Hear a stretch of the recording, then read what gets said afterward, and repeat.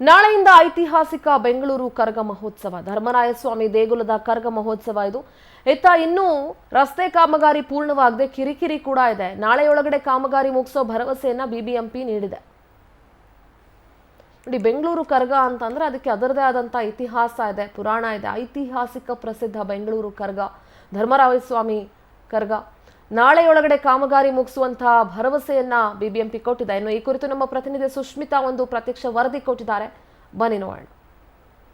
ನಾಳೆಯಿಂದ ಐತಿಹಾಸಿಕ ಬೆಂಗಳೂರು ಕರಗ ನಡೆಯುತ್ತೆ. ಹೀಗಾಗಿ ಎಲ್ಲ ರೀತಿಯಲ್ಲೂ ಕೂಡ ಧರ್ಮರಾಯ ದೇವಸ್ಥಾನದಲ್ಲಿ ತಯಾರಿಗಳನ್ನ ಮಾಡ್ಕೊಳ್ತಾ ಇರುವಂತದ್ದು. ಸದ್ಯ ನಾನಿವಾಗ ಧರ್ಮರಾಯ ಸ್ವಾಮಿ ದೇವಸ್ಥಾನದ ಬಳಿ ಇದ್ದೀನಿ. ನೀವು ನೋಡ್ತಾ ಇರಬಹುದು, ಏನು ನಾಳೆಯಿಂದ ನಡೆಯುವಂತಹ ಕರಗ ಮಹೋತ್ಸವಕ್ಕೆ ಎಲ್ಲ ರೀತಿಯ ತಯಾರಿಗಳು ಕೂಡ ಮಾಡ್ಕೊಳ್ಳಾಗ್ತಾ ಇದೆ. ಬೆಳಗ್ಗೆಯಿಂದಲೂ ಕೂಡ ದೇವಸ್ಥಾನವನ್ನ ಶುಚಿ ಮಾಡಲಾಗ್ತಾ ಇದೆ. ದೇವಸ್ಥಾನದ ಒಳಭಾಗ, ಹೊರಭಾಗ, ಹಾಗೆ ರಥ ಏನಿದೆ ಎಲ್ಲವನ್ನೂ ಕೂಡ ಶುಚಿ ಮಾಡ್ತಾ ಇರುವಂತದ್ದು. ಈ ಒಂದು ಕರಗವನ್ನ ನೋಡ್ಲಿಕ್ಕೆ ಸಾಕಷ್ಟು ಜನರು ಭಾಗಿಯಾಗ್ತಾರೆ. ಯಾಕಂತ ಹೇಳಿದ್ರೆ ಇದು ಬೆಂಗಳೂರಲ್ಲಿ ನಡೆಯುವಂತಹ ವಿಶೇಷ ಹಾಗೆ ಪುರಾತನ ಕರಗ ಆಗಿರುವಂತದ್ದು.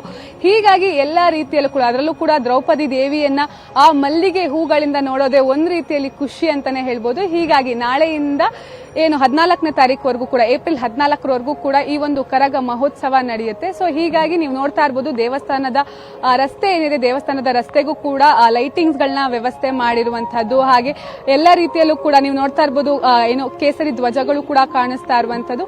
ಒಂದ್ ರೀತಿಯಲ್ಲಿ ಈ ಒಂದು ಸಂದರ್ಭ ಏನಿದೆ, ಅದರಲ್ಲೂ ಕೂಡ ಇನ್ನು 14 ದಿನಗಳ ಕಾಲ ರಾತ್ರಿ ಹೊತ್ತಲ್ಲಿ ಈ ಒಂದು ರೋಡನ್ನ ನೋಡ್ಲಿಕ್ಕೆ ಖುಷಿ ಆಗುತ್ತೆ. ಅಷ್ಟು ಚಂದದ ರೀತಿಯಲ್ಲಿ ಇರುತ್ತೆ. ಹಾಗೆ ಎಲ್ಲ ರೀತಿಯಲ್ಲೂ ಕೂಡ ತಯಾರಿಗಳನ್ನ ಮಾಡ್ಕೊಳ್ತಾ ಇರುವಂತದ್ದು. ಆದ್ರೆ ಲಾಸ್ಟ್ ಇಯರ್ಗೆ ಕಂಪೇರ್ ಮಾಡಿದ್ರೆ ಈ ಬಾರಿ ಕೆಲಸ ಸ್ವಲ್ಪ ನಿಧಾನವಾಗ್ತಾ ಇದೆ. ಕಾರಣ ಏನು ಅಂತ ಹೇಳಿದ್ರೆ, ಕಳೆದ 4 ತಿಂಗಳಿಂದಲೂ ಕೂಡ ನಡೀತಾ ಇರುವಂತಹ ರಸ್ತೆ ಕಾಮಗಾರಿ, ಈ ಒಂದು ರಸ್ತೆ ಕಾಮಗಾರಿ ಅಂದ್ರೆ ಬಿಬಿಎಂಪಿ ಹಾಗೆ ಬಿಡಬ್ಲ್ಯೂಎಸ್ಎಸ್ಬಿ ಕಳೆದ 4 ತಿಂಗಳಿಂದಲೂ ಕೂಡ ರಸ್ತೆ ಕಾಮಗಾರಿಯನ್ನ ಮಾಡ್ತಾ ಇರುವಂತದ್ದು. ವೈಟ್ ಟ್ಯಾಪಿಂಗ್ ಕಾರ್ಯ ಆಗಿರ್ಬೋದು, ಹಾಗೆ ಪೈಪ್ಗಳನ್ನ ಅಳವಡಿಸ್ತಾ ಇತ್ತು.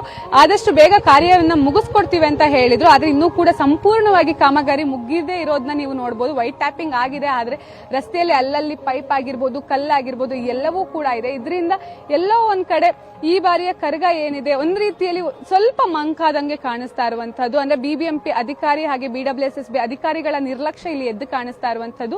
ಹಾಗೆ ನಾಳೆ ಒಳಗೆ, ಅಂದ್ರೆ ನಾಳೆ ರಾತ್ರಿ 10 ಗಂಟೆ ಮೇಲೆ ಎಲ್ಲ ರೀತಿಯ ಪೂಜೆಗಳು ಇಲ್ಲಿ ನಡೆಯುತ್ತೆ. ಸೊ ನಾಳೆ ರಾತ್ರಿ 10 ಗಂಟೆ ಮೇಲೆ ಹಬ್ಬದ ಸಂಭ್ರಮ ಕಳೆಗಟ್ಟುತ್ತೆ. ಹೀಗಾಗಿ ಅಷ್ಟರೊಳಗೆ ಎಲ್ಲ ರೀತಿಯಲ್ಲೂ ಕೂಡ ಕಾಮಗಾರಿಯನ್ನ ಮುಗಿಸ್ಕೊಡ್ತೀವಿ ಅಂತ ಹೇಳಿ ಬಿಬಿಎಂಪಿ ಅವರು ಭರವಸೆಯನ್ನ ಕೊಟ್ಟಿದ್ದಾರೆ ದೇವಸ್ಥಾನದ ಆಡಳಿತ ವರ್ಗಕ್ಕೆ. ಆದ್ರೆ ನಿಜಕ್ಕೂ ಕೂಡ ಬಿಬಿಎಂಪಿ ಅಷ್ಟರೊಳಗೆ ಕೆಲಸವನ್ನ ಮುಗಿಸ್ಬೇಕಾಗುತ್ತೆ. ಯಾಕಂತ ಹೇಳಿದ್ರೆ ಬೆಂಗಳೂರಿನ ಇತಿಹಾಸವನ್ನ ಎತ್ತಿ ಹಿಡಿಯುವಂತಹ ಈ ಒಂದು ಕರಗ ಏನಿದೆ, ಈ ಒಂದು ಕರಗಕ್ಕೆ ಸುಮಾರು 20 ಲಕ್ಷಕ್ಕೂ ಅಧಿಕ ಜನರು ಭಾಗಿಯಾಗುವಂತಹ ಸಾಧ್ಯತೆ ಇದೆ.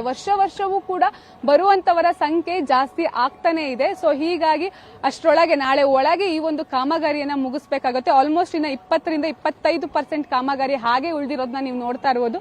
ಹಾಗೆ ಮತ್ತೊಂದು ಕಡೆ ಏನು ಈ ಒಂದು ರಸ್ತೆ ಏನಿದೆ, ಈ ಒಂದು ರಸ್ತೆಯಲ್ಲೂ ಕೂಡ ರಥೋತ್ಸವ ನಡೆಯುತ್ತೆ. ಏನು 12ನೇ ಚಿತ್ರ ಹುಣ್ಣಿಮೆ ಏನಿದೆ, ಆ ಒಂದು ಹುಣ್ಣಿಮೆ ದಿನದಂದು ಇಲ್ಲಿ ರಥೋತ್ಸವ ನಡೆಯುತ್ತೆ. ಈ ಒಂದು ರಥೋತ್ಸವ ಸಾಗುವಂತಹ ರಸ್ತೆಯೂ ಕೂಡ ಸಂಪೂರ್ಣವಾಗಿ ರೆಡಿ ಆಗಬೇಕಾಗುತ್ತೆ. ಆದಷ್ಟು ಬೇಗ ಬಿಬಿಎಂಪಿ ಇನ್ನಾದ್ರೂ ತನ್ನ ಏನು ನಿದ್ದೆಯಿಂದ ಎದ್ದು ಆದಷ್ಟು ಬೇಗ ನಾಳೆ ಒಳಗೆ ಈ ಒಂದು ಕಾಮಗಾರಿಯನ್ನ ಮುಗಿಸ್ಕೊಡ್ಬೇಕಾಗುತ್ತೆ. ಹಾಗೆ ವಿಶೇಷವಾಗಿ ಏನಿದೆ ದ್ರೌಪದಿ ದೇವಿಯ ಕರಗ, ಅದು ಸಂಪೂರ್ಣವಾಗಿ ಮಲ್ಲಿಗೆ ಹೂವಿನಿಂದ ಅಲಂಕಾರ ಆಗುತ್ತೆ. ಆ ಒಂದು ಮಲ್ಲಿಗೆ ಹೂ ಕೂಡ ಬರುವಂತದ್ದು ತಮಿಳುನಾಡು ಹಾಗೆ ಸೇಲಂನಿಂದ ಆ ಒಂದು ಮಲ್ಲಿಗೆ ಹೂ ಬರುತ್ತೆ.